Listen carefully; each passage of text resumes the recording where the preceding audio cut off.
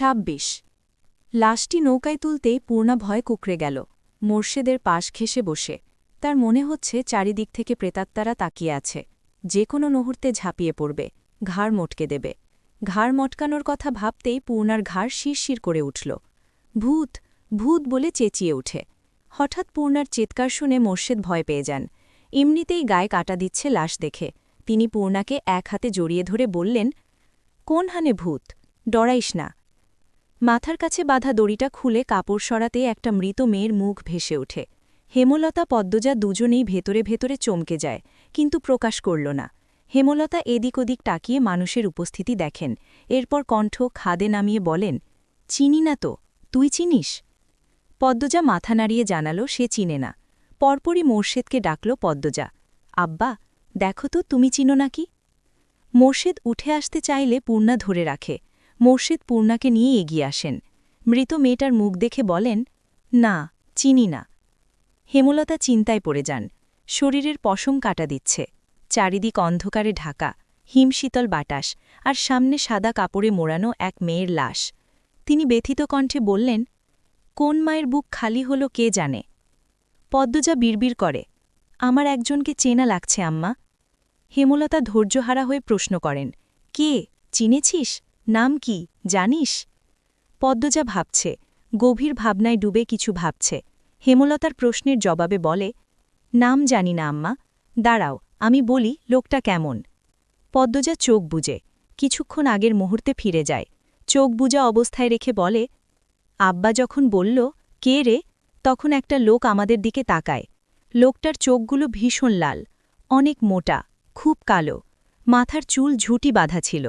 এমন একজন লোক আমি স্কুল থেকে ফেরার পথে অনেকবার দেখেছি। কথা শেষ করেই পদ্মজা চোখ খোলে। খুশিতে গদগদ হয়ে বলল, লোকটার দেখা পেলে আমি ঠিক চিনে ফেলব আম্মা। চিনে কি হবে, প্রমাণ তো নেই, আর মেয়েটা মারা গেছে নাকি খুন সেটা তো জানি না। প্রমাণ নেই তা ঠিক, কিন্তু মেয়েটা খুন হয়েছে আম্মা। এই দেখো, মেয়েটার গলায় কত দাগ, আর পেটের কাছে দেখো রক্তের দাগ। নদীর পানি পুরোটা রক্ত মুছে দিতে পারেনি। হেমলতা অবাক হয়ে পদ্মজার কথা মতো খেয়াল করে দেখেন, সত্যি তো। তিনি বিস্ময় নিয়ে বলেন, একটার পর একটা খুন, হানিফের পর প্রান্তর বাপ, এরপর এই মেয়ে। আমি বুঝে উঠতে পারছি না কে বা কারা এমন করছে। ওই লোকটার দেখা যদি আরেকবার পাই, আমি ঠিক এর রহস্য বের করবই আম্মা, বলল পদ্মজা। মৃত মেয়েটার মুখ কাপড় দিয়ে ঢেকে দিল পদ্মজা। এরপর দড়ি দিয়ে আগের মতো বেঁধে মোর্শেদকে বলল, আব্বা, কলাপাড়ার দিকে যাও। ওখানে কি? হেমলতা বললেন। পদ্মজা শান্তকণ্ঠে বলল, কলাগাছের ভেলা বানিয়ে লাশ ভাসিয়ে দেব আম্মা। পানিতে ফেললে কেউ পাবে না, ভাসিয়ে দিলে কেউ না কেউ পাবে, মেয়েটার পরিবার খুঁজে পাবে। আমাদের বাড়িতে এখন লাশ নিয়ে যাওয়া ঠিক হবে না, অনেক মানুষ আছে, সবাই ভয় পাবে, বিয়ের আমেজটা চলে যাবে। 1 সপ্তাহ হয়নি ওই ঘটনাটা পার হওয়ার। আম্মা, বুঝছো আমি কি বলতে চাইছি? হেমলতা কিছু মুহূর্তকাল পদ্মজার চোখে চোখ রেখে বসে রইলেন। পদ্মজার কথার উত্তর না দিয়ে মোর্শেদকে বললেন, কলাপাড়ার দিকে যাও। সকাল সকাল গায়ে হলুদ করার কথা ছিল, কিন্তু বউ এখনো ঘুমে, বাড়ি ভর্তি মানুষ, কলাগাছের ছাদ বানিয়ে সবাই অপেক্ষা করছে। হেমলতা কিছুতেই পদ্মজাকে ডাকতে দিচ্ছেন না। দুপুরের আজান পড়তেই পদ্মজা ধরফড়িয়ে ওঠে। মনে পড়ে আজ তার গায়ে হলুদ, সেই কাকডাকা ভরে বাড়ি ফিরে ঘুমিয়েছিল। তারপর আর কিছু মনে নেই। বালিশের পাশে হলুদ শাড়ি রাখা। পদ্মজা দ্রুত শাড়িটা পরে নেয়। এরপর পূর্ণাকে ডাকে। বাহিরের কোলাহল শোনা যাচ্ছে। পদ্মজা দরজা খুলতেই 9 বছর বয়সী একটা মেয়ে চেঁচিয়ে বাইরে খবর দিল, পদ্মা আপার ঘুম ভাঙছে। হানি উঠান থেকে পদ্মজার ঘরের সামনে আসেন। হেমলতা রান্নাঘরের সামনে বসে মুরগি কাটছিলেন। হানি হেমলতাকে শ্লেষাত্মক কণ্ঠে বলেন, এবার নিয়ে যেতে পারি তোর চাঁদেরে? যাও, বললেন হেমলতা। হানি মঞ্জুরা সম্পর্কে ভাবি হয় এমন আরও দুজন পদ্মজাকে নিয়ে ঘর থেকে বের হয়। গায়ে হলুদের স্থান বাড়ির পিছনে। মোর্শেদ এসে পথ আটকান, গামছা কোমরে বাঁধতে বাঁধতে বলেন, আমার ছেড়েরই আমি লয়া যামু ছাদনাতলায়। কথা শেষ করে মোর্শেদ বাইরে পা রাখেন। পদ্মজা লজ্জায় শাড়ির আঁচল দিয়ে মুখ ঢেকে ফেলে। অজানা অনুভূতিতে হাত পা কাঁপছে। মানুষের উচ্ছ্বাস দ্বিগুণ বেড়ে যায়। প্রেমা প্রান্ত খুশিতে লাফাচ্ছে। একজন আরেকজনকে রং দিয়ে মাখিয়ে দিচ্ছে। কলাগাছের ছাদের নিচে খাটের ছোট চৌকিতে পদ্মজাকে দাঁড় করিয়ে দেন মোর্শেদ। সামনে 7টা বদনা, 10টা কলসি ভর্তি পানি। একটা খোলায় দূর্বা ধান, হলুদ বাটা, হলুদ শাড়ি, ব্লাউজ, তোয়ালে, সাবান। কাছে কোথাও একদল নেচে নেচে গীত গাইছে। ছেলেমেয়েরা একজন আরেকজনকে জোর করে ধরে হলুদ মাখিয়ে দিচ্ছে। পদ্মজার জন্য রাখা হলুদ অনেকেই নিতে চাইছে। হানির জন্য পারছে না। হানি পাহারাদার হয়ে দাঁড়িয়ে আছেন। হানির ছেলে অনন্ত এসে হলুদ চাইলে হানি মার দিবে বলে তাড়িয়ে দিলেন। হেমলতা এসে ভিড় কমিয়ে দেন, চারিদিকে পর্দা দিয়ে ঘিরে দেন। এরপর ৬-৭ জন মহিলা নিয়ে হলুদের গোসল শেষ করেন। এজন্য অনেকে তর্ক বিতর্ক হয়েছে। গায়ে হলুদ করতে হয় সবাইকে নিয়ে, সবার সামনে, আনন্দ করতে করতে। হেমলতা কেন শুধুমাত্র ৬-৭ জন নিয়ে করছেন? হেমলতা তার জবাব দিলেন না। অবুঝদের সাথে তর্ক করে লাভ নেই। গোসল শেষ করে মসলিন কাপড়ের হলুদ শাড়ি পরানো হয় পদ্মজাকে। কানের কাছে মঞ্জুরা গুনগুন করে কাঁদছেন। পদ্মজার শুনতে ভালো লাগছে না। বিয়ে হলে নাকি ১ সপ্তাহ আগে থেকে কান্নাকাটি শুরু হয়। গায়ে হলুদের দিন আত্মীয়রা কাঁদায় গড়াগড়ি করে কাঁদে। অথচ পদ্মজা হেমলতা শান্ত। পদ্মজাকে গায়ে হলুদের খাবার দেওয়া হয়। বিশাল এক থালা। তাতে কয়েক রকমের পিঠা, আস্ত একটা মুরগি, পোলাও, শাক। পদ্মজা খাওয়ার আগে অন্যরা কেড়ে নিয়ে যায় সব। ভিড় কমতেই হেমলতা আলাদা করে প্লেটে করে ভাত আর হাঁসের মাংস নিয়ে আসেন। নিজ হাতে খাইয়ে দেন। খাওয়ার মাঝে পদ্মজার মনে পড়ে মঞ্জুরা তখন বলেছিলেন, বিয়ের পর মেয়েরা পর হয়ে যায়, মা বাবা পর হয়ে যায়, স্বামী আর স্বামীর বাড়িই সব। মা বাবার সাথে দেখা করতেও তাদের অনুমতি লাগবে। পদ্মজা হেমলতার দিকে তাকিয়ে ভাত চিবায়। হেমলতা খেয়াল করেন পদ্মজা তার দিকে হাঁ করে তাকিয়ে আছে। চোখের পলকে ফেলছে না। চোখে জল চিকচিক করছে।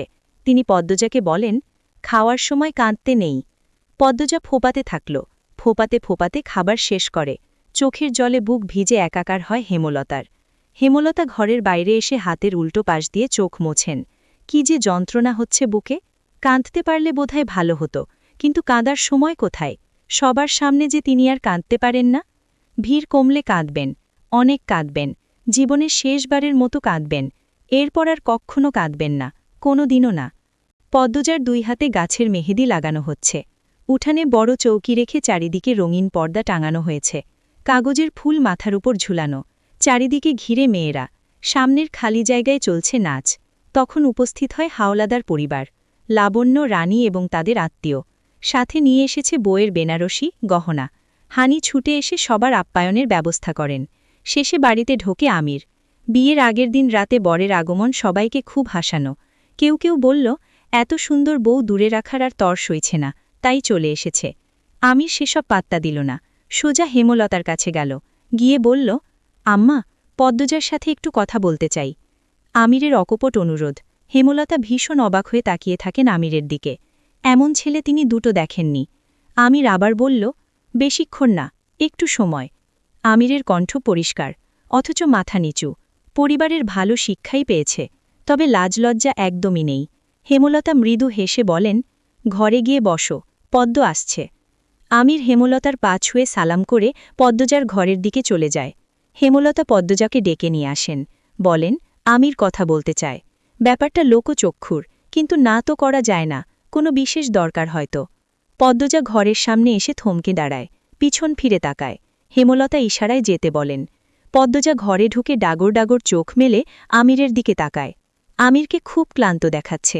মনে হচ্ছে কিছু নিয়ে খুব চিন্তিত। আমির পদ্মজাকে দেখেই হাসল, বলল, বসো। পদ্মজা বিছানার একপাশে বসে, অন্য পাশে বসে আমির। প্রশ্ন করে, পদ্মজা যা প্রশ্ন করি সত্যি বলবে। পদ্মজা দৃঢ় কণ্ঠে বলল, আমি মিথ্যে বলি না।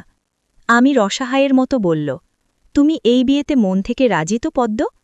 পদ্মজা চকিতে তাকাল, আবার চোখ সরিয়ে নিল।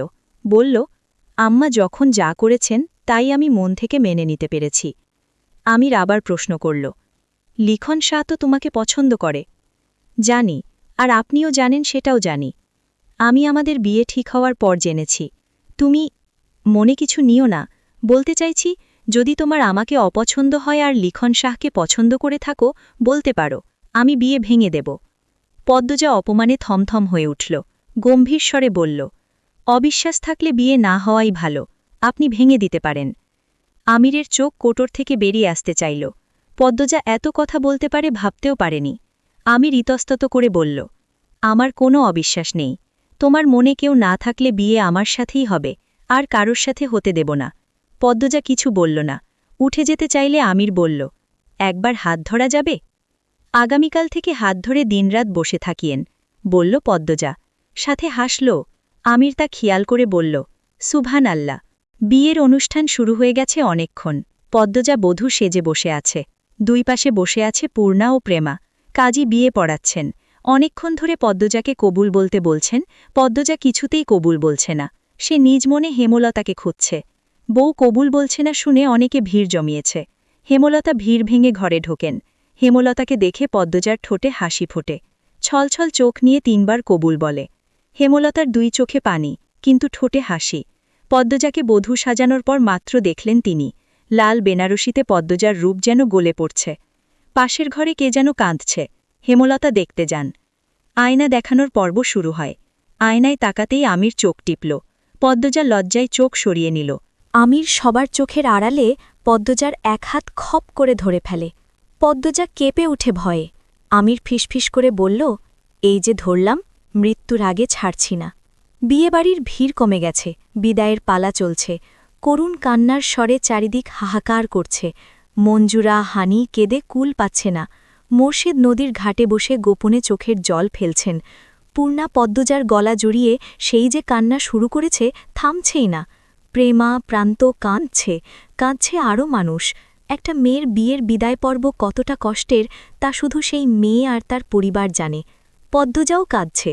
পূর্ণার মাথায় পিঠে হাত বুলিয়ে দিয়ে বারবার বলছে, বোন, বোন আমার, মন খারাপ করে থাকবি না কিন্তু, একদম কাঁদবি না, আমি আসব, তুইও যাবি, আমার খুব কষ্ট হবে রে বোন, আর কাঁদিস না, এভাবে কাঁদলে অসুস্থ হয়ে যাবি। রিদওয়ান তাড়া দেয়, সন্ধে হয়ে যাবে, তাড়াতাড়ি করুন। পদ্মজা আকুল হয়ে কেঁদে ডাকে, আম্মা কই, আমার আম্মা কই, আম্মা, ও আম্মা। হেমলতা লাহারি ঘরের পাশে দাঁড়িয়েছিলেন। পদ্মজার ডাকে হেঁটে আসেন। এক একটা পা মাটিতে ফেলছেন আর বুক ব্যথায় চুরমার হয়ে যাচ্ছে। তবুও হাসার চেষ্টা করছেন, কিন্তু পারছেন না। যে মেয়ের জন্য তিনি নতুন করে জীবনের মানে খুঁজে পেয়েছিলেন, সেই মেয়ের আজ বিদায়। সারা জীবনের জন্য অন্যের ঘরে চলে যাবে। হেমলতাকে দেখেই পদ্মজা ছুটে এসে জড়িয়ে ধরে হাউমাউ করে কেঁদে উঠল। হেমলতা দ্রুত চোখের জল মুছে পদ্মজাকে আদরে কণ্ঠে বললেন, এভাবে কাঁদতে নেই মা, বিয়ে তো হবারই কথা ছিল। আম্মা, আমি তোমাকে ছাড়া থাকব কেমন করে? সবাইকেই থাকতে হয়, আস্তে আস্তে ঠিক হয়ে যাবে মা। হেমলতা পদ্মজার কপালে চুমু খান। পদ্মজার 2 চোখের জল মুছে দিয়ে বলেন, শ্বশুরবাড়ির সবার সাথে মিলেমিশে থাকবি, নিজের খেয়াল রাখবি। পদ্মজা হেমলতাকে জোরে চেপে ধরে বলে, আম্মা, আমি যাব না, আম্মা, যাব না আমি। হেমলতা পদ্মজার মুখের দিকে চাইতে পারছেন না। ভাঙা গলায় আমিরকে ডেকে বলেন, নিয়ে যাও আমার মেয়েকে, খেয়াল রেখো, ওর আব্বা ঘাটে বসে আছে, ডাকতে হবে না, একা থাকুক, তোমরা পদ্মকে নিয়ে যাও, সন্ধে হয়ে যাচ্ছে। আর কিছু বলতে পারলেন না। চোখ বেয়ে টুপটুপ করে কয়েক ফোঁটা জল গড়িয়ে পড়ে মাটিতে, পদ্মজার বেনারসিতে। আমির পদ্মজাকে পাঁজাকোলা করে নেয়। পদ্মজা কুতিভরা কণ্ঠে হেমলতাকে ডেকে অনুরোধ করে তাকে জড়িয়ে ধরে রাখতে। হেমলতা রাখেননি, মুখ ঘুরিয়ে নেন। পূর্ণা 2 হাতে মুখ ঢেকে কাঁদছে। পদ্মজাকে পালকিতে বসিয়ে দেয় আমির। এরপর 2 হাত পদ্মজার গালে রেখে বলল, একদিন পরই আসব আমরা। পদ্মজা 2 হাতে মুখ ঢেকে ফুপিয়ে ওঠে। সব কিছু শূন্য লাগছে, মস্তিষ্ক ফাঁকা হয়ে গেছে। পালকি ছুটে চলছে শ্বশুরবাড়ি। পূর্ণা হেমলতাকে জড়িয়ে ধরে বলে, আম্মা, কেন বিয়ে দিলা আপার? তোমার কি কষ্ট হচ্ছে না? হেমলতা হাঁটু ভেঙে মাটিতে বসে পড়েন। পূর্ণাকে জড়িয়ে ধরে গগন কাঁপিয়ে চিৎকার করে কেঁদে ওঠেন। উপস্থিত সবার কান্না থেমে যায়। হেমলতা পূর্ণাকে জড়িয়ে ধরে বললেন, আমি যদি পারতাম আমার পদ্মকে বিয়ে দিতাম না পূর্ণা, ও যে আমার 7 রাজার ধনের চেয়েও বেশি কিছু। হানি বরাবরই কাঁদুক স্বভাবের। হেমলতা কখনো কাঁদে না। সেই হেমলতাকে এভাবে কাঁদতে দেখে কান্না লুকিয়ে রাখতে পারল না। হেমলতার মাথা বুকের সাথে জড়িয়ে ধরে কেঁদে বলল, এটাই তো নিয়ম, কেঁদে আর কি হবে? হেমলতা মুহূর্তে ছোট বাচ্চা হয়ে যায়। হানিকে ধরে হাউমাউ করে কেঁদে ওঠে, বলে, আপা, আপা, ওরা আমার মেয়েই নেয়নি, আমার কলিজা ছিঁড়ে নিছে। আপা, কেন বিয়ে হলো আমার পদ্মের? মঞ্জুরা হেমলতার মাথায় হাত রেখে সান্ত্বনা দেন, দেখিস, পদ্ম খুব ভালো থাকবে, ও খুব ভালো মেয়ে। হেমলতা হানিকে ছেড়ে মঞ্জুরাকে জড়িয়ে ধরেন। হাত পা ছুঁড়ে কাঁদতে কাঁদতে বললেন, আম্মা, আম্মা, তুমি কখনো আমাকে কিছু দাওনি, এইবার আমার এই মরণ কষ্টটা কমিয়ে দাও। আম্মা, আমার খুব কষ্ট হচ্ছে, বিশ্বাস করো আম্মা। আম্মা, আমার পদ্মকে ছাড়া আমি কেমনে থাকব? মঞ্জুরার বুক ধুকপুক করছে।